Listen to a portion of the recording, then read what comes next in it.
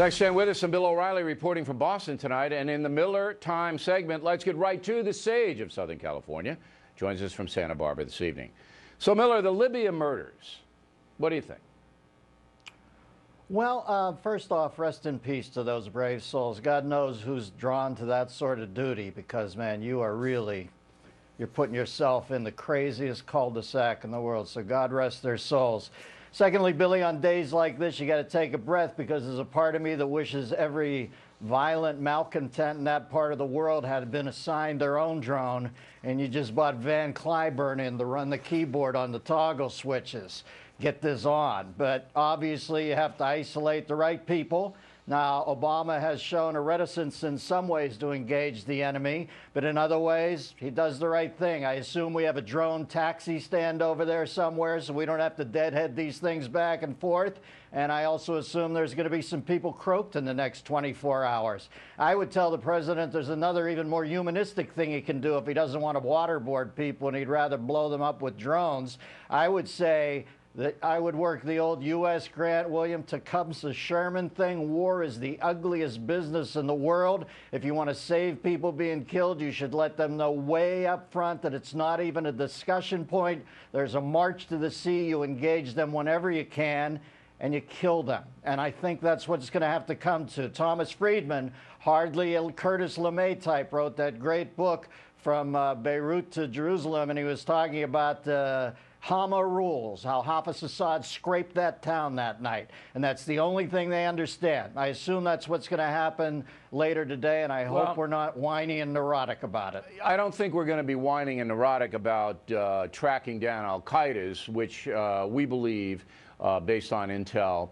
were responsible for the murders of the 4 Americans in Benghazi, Libya. You can't hold that government accountable because that government's chaos. They're just trying to get up and running. It was obviously a planned assassination of the American ambassador. But Egypt is a different story. That government could have stopped that attack on our embassy. The Egyptian military in Cairo could have definitely dispersed these people, and they said no, they didn't do it. Now there, we have an institutional problem. And I don't think President Obama, as I said in the Talking Points memo, knows what to do. Listen, Bibi Netanyahu should have his own bedroom at the White House right now. There should be a photo op every month of those two holding a big fish up and smiling. We shouldn't be meeting with the Muslim Brotherhood. Netanyahu's our guy on the ground there, and I don't think he believes we're there for him anymore. I think Netanyahu finds this indifference. I think he's thinking, okay, when it's go time, it's one less phone call for me to make. We've got to embrace the Jews here and let that part of the world know that we've got an advanced team over there and the guys of Israel, and they best not screw with them, and they best get their minds straight. The best way to preclude a war is through strength. To tell them, listen, we're going to back this guy's play. Not to make the world think, are we going to back Israel's play? Of course we are. They're Israel. We're like this, or should be. Now, in hindsight, the Republicans didn't do a lot of foreign affairs in their convention. Do you think that was a mistake in Tampa? No, I think the world's so chaotic right now that the commander-in-chief has to be in charge of that stuff. I would stay out of it to a large degree, except to let our allies know that we'll be there for him. I assume Obama, he did kill bin Laden, is going to kill somebody today, as he has to. Those are huge decisions. I think the guy in power has to make those. So I find the RNC staying a bit far away from that. To me, that indicates a lack of presumptuousness on their part. If they get power, they'll have time. This war is forever with these nutcases. All right, but don't you think that the Republicans have to send a message to the American voter that, listen, we have a different view of how to deal with the jihad? We would be a little bit more, I don't know, tougher. I'm not defining it, but I think they need to define it for the American voter because this is becoming now, with Iran and everything else, an issue as well as the economy. Billy, Romney has said he won't let Iran get a bomb. Those aren't very hard lines to read between. I get that. He also is he's also just visited Israel. I get that. I think they've demarcated as much as they can without looking like in a time of strafe and, fracas that they're kind of marking turf. I think people get the difference between these two people. All right. Now, we're going to have more with Miller in a moment, including his interesting shootout with Jay Leno over President Obama. We'll have that report for you right after these messages. Miller, who appeared on The Tonight Show a few weeks back, and here's how that went down. I don't dislike President Obama. I just think that it's been an inept 4 years, and, you know, I'm just calling it as I see it. I know you like him. What am I missing over the last 4 years? It just does not seem that good to me. Well, I think he has compassion for regular people. I think that's what sort of war on women and compassion War on women with Yeah. Sandra Fluke. She's 30, for God's sake. She's still in school. She wants me to kick in $10 a month for birth control. Here, I'll give you 10. Just shut up for a second, okay? Hi, Miller rejoins us now from Santa Barbara. Do you think you got through to Jay? No. Listen, there's a war on women as per the progressives in this country, yet we're prohibited from saying war on terror or asked by the president. Note the events of today. We're talking about a war on women with a woman who, quite frankly, reminds me of that character, the little whiny girl in Willy Wonka, Veruca Salt. Daddy, I want my own Oompa Loompa is code for, hey, you, pay for my diaphragm. People are sick of it. Honey, you become a retainer person after you get your law degree, not before. If the president is asking everybody to grab an oar and chip in here, yours should be stop whining about birth control for a while. Grab that oar, take care of it. You're a 31-year-old woman who's stuck in a Virginia Slims magazine ad from 1968.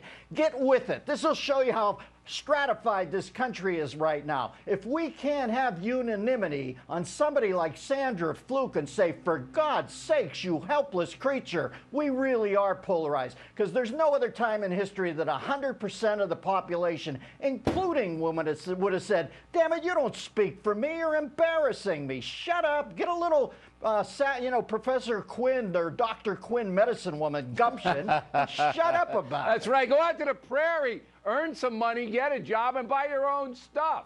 But it's Is this really how women, you can't want to be fronted like this? I don't know how anybody can be buying this, but you made a very interesting point that I don't even know if you made it. You know if you made it. All right? Yes, so, I meant everything. So but it was so brilliant that I don't even know if you know how. So the Democratic Party won't say war on terror. It won't say, hey, here's a continuation of the war on terror in Libya. 4 of our guys assassinated. You don't hear that. No, no, no, no, because we don't want to offend the peaceful Muslims. All right, so not going to say the war on terror, but war on women. Oh, here we go. It's Pearl Harbor Day for women. And you know what? Wait a minute. Wait. You know what? American women are in the best place on the planet. They have more opportunity. They have more freedom. They can say whatever they want. They get perks all over the place. Go to another country. Go to Belgium, for crying out loud. It's not even close. And we have to deal with this in the Democratic Party. You're right. It's crazy. Billy, Jay Leno's wife, Mavis, should always be one of those Time People of the Year. Nobody more indefatigable in their defense of Afghani women against the Taliban, where if the thing falls down, you get your nose snipped off. For him to bring up war on women in that ludicrous way, when there actually is a war on women, damn it, across the pond, I don't know what Jay's and who's doing there. perpetrating that war on women overseas? Who's doing that? The same guys who did Libya today. Trust me.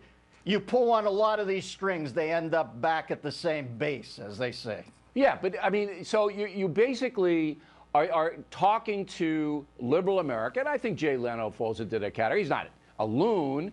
He's not, as far left as Letterman, but he's certainly sympathetic to that. And you say, how could you possibly make an issue out of war on women when there really is a war on women perpetrated by these jihadists, by these people who want Sharia law, and we can't say a word about it? We can't mention it because it's offensive. It's just because insane.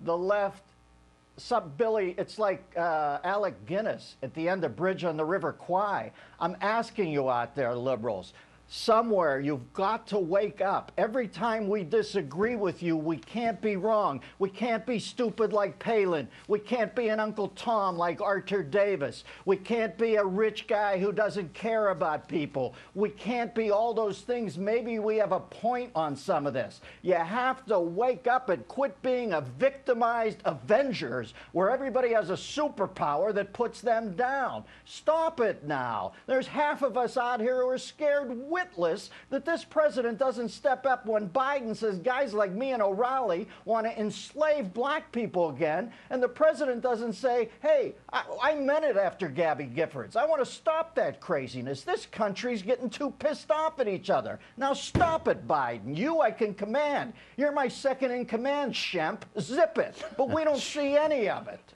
Shemp. That's a reference to, of course. Listen, Biden's so stupid at this point, he needs a spotter to play Sudoku. Dennis Miller, leaving on a high note. We have some new Boulder Fresher tour activity to tell you about. Number one, we've added a matinee show.